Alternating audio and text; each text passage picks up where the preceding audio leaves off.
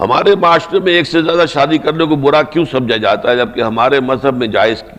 کیا منع کرنے والا گناہ کا مرتکب ہوگا اور کیا ایسا کرنا پاکستانی معاشرے میں جائز ہے؟ اصل میں یہ ہمارا پس منظر ہے، ہندوانہ پس منظر ہے، جس کی وجہ سے ہمارے معاشرے میں ایک سے زیادہ جو ہے شادی کرنے کو پسند نہیں کیا جاتا۔ لیکن ویسے اس کا ایک اثر یہ بھی ہوتا ہے کہ ہمارا معاشرہ ٹیونڈ اپ نہیں ہے۔ یہ ٹیوننگ ہوتی ہے کسی بھی معاشرے کی، کسی بھی چیز کی، کسی کام کے لیے، تو واقعہ یہ ہے کہ ایک سے زیادہ نکاح جو ہے کمپلیکیشن پیدا کرتے ہیں۔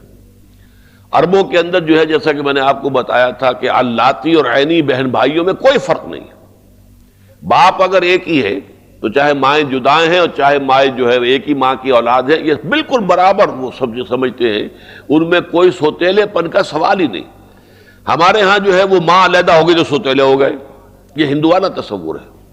وہاں اخیافی کا معاملہ علیحدہ ہے۔ اخیافی یہ ہے کہ ماں ایک ہے، باپ جدا ہیں، تو وہ معاملہ تو علیحدہ ہو جائے گا۔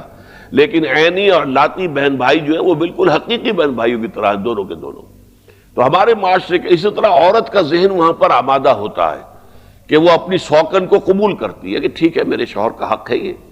ہمارے ہاں عورت جو ہے وہ اپنا وہی ہندوانہ پس منظر جو ہے وہ عورت کسی صورت تسلیم کرتی نہیں، لہذا وہ کھٹ پٹ اور مسلسل ایک جو ہے ان کے درمیان جو ہے ایک وہ سوتیلی اولاد کے حوالے سے، تو جب تک کہ کوئی بہت بڑی ضرورت جو ہے وہ نہ ہو، تو آج کے معاشرے میں بہتر یہ ہے کہ اس سے انسان جو ہے وہ بچے، اس لیے کہ 100 کمپلیکیشنز اس سے پیدا ہو جائیں گی۔ یہ عملی اعتبار کی بات ہے، شریعت کے اعتبار سے جائز ہے۔